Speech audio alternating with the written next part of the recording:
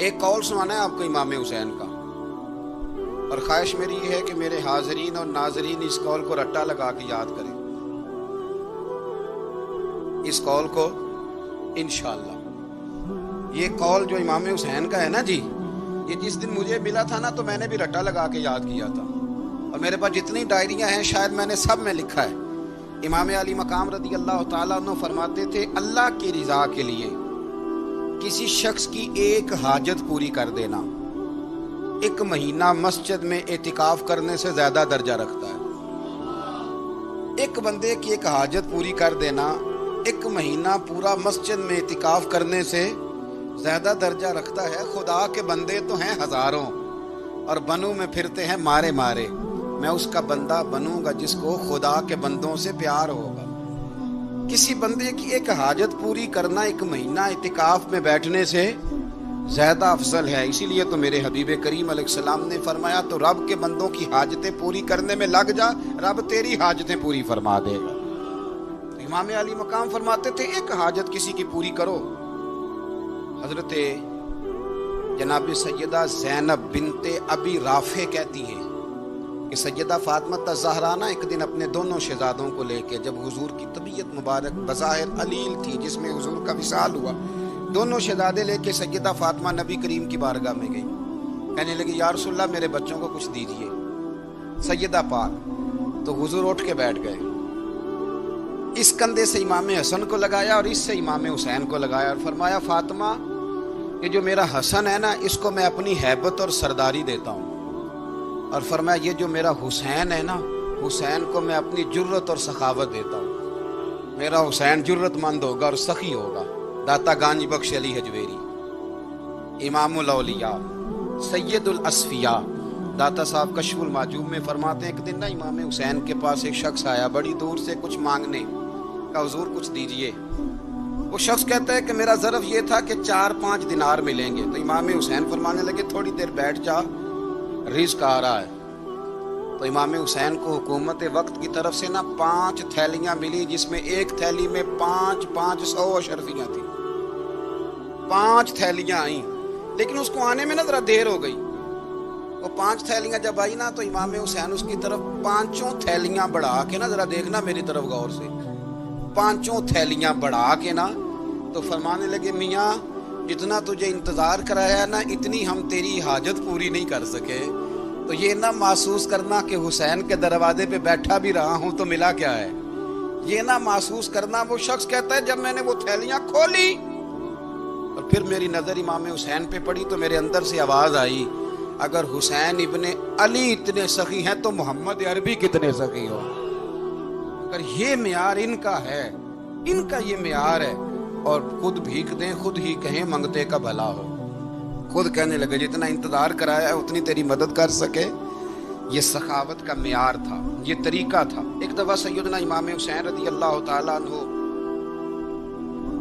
کے گھر کے اندر نا 5000 دینار آئے، مسجد میں تھے، آپ کو 5000 دینار ملے تو امام زین العابدین کہتے ہیں کہ مسجد سے لے کر گھر آنے تک امام حسین نے 5 کے 5000 اللہ کے رستے میں خیرات کر دی۔ فرماتے میں نے کہا ابا جی 5 دینار کی گھر میں ضرورت تھی، مالاں والے سخی نہیں ہوندے تے سخیاں کل مال نہیں ہوندا، ایتھے اوتھے دوویں جہانی سخی کنگال نہیں ہوندا۔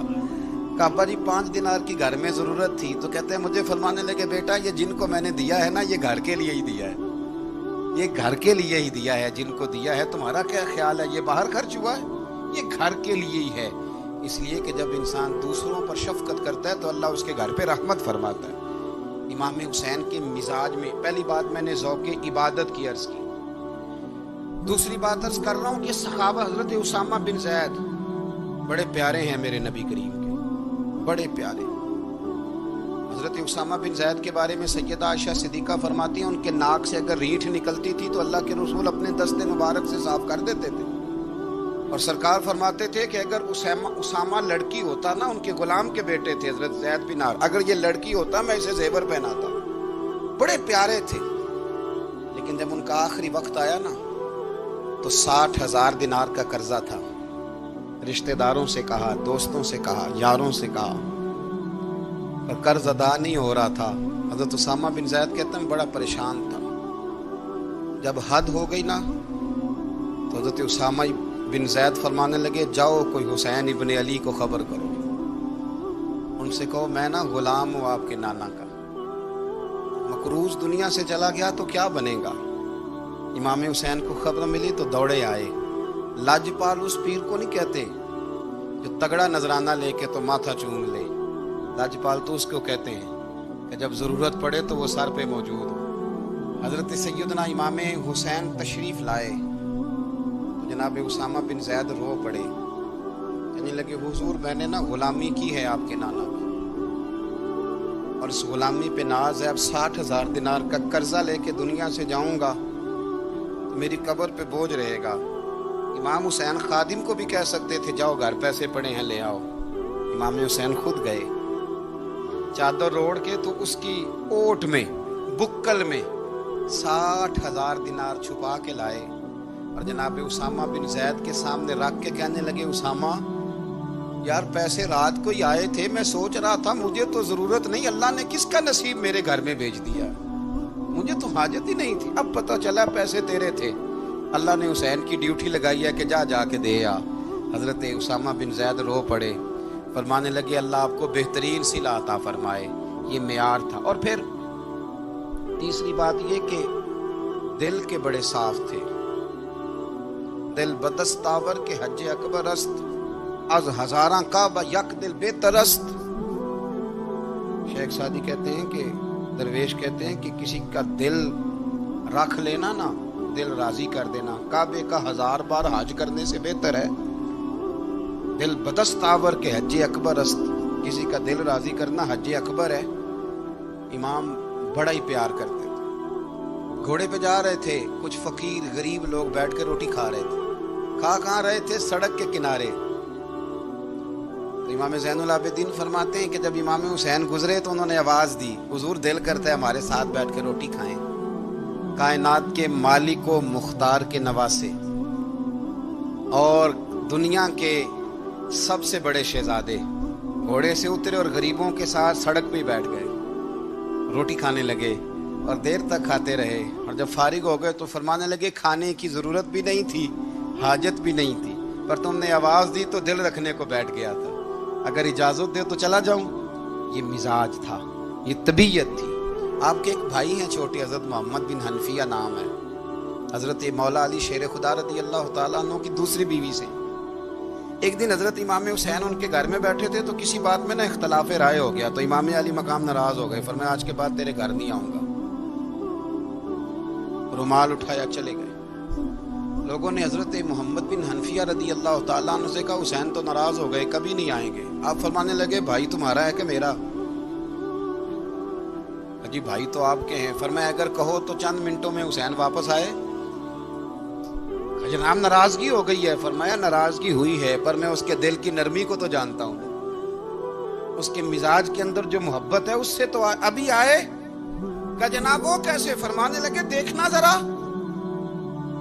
تو امام حسین نے خط لکھا، حضرت محمد بن حنفیہ نے رکا لکھا، کہنے لگے حسین میرے باپ کا نام بھی علی ہے اور آپ کے باپ کا نام بھی علی ہے، پر ایک فضیلت ایسی ہے جس میں میں آپ کا مقابلہ نہیں کر سکتا، وہ یہ ہے کہ آپ سیدہ فاطمہ الزہرا کے لال ہیں، آپ محمد مصطفیٰ علیہ السلام کے نواسے ہیں.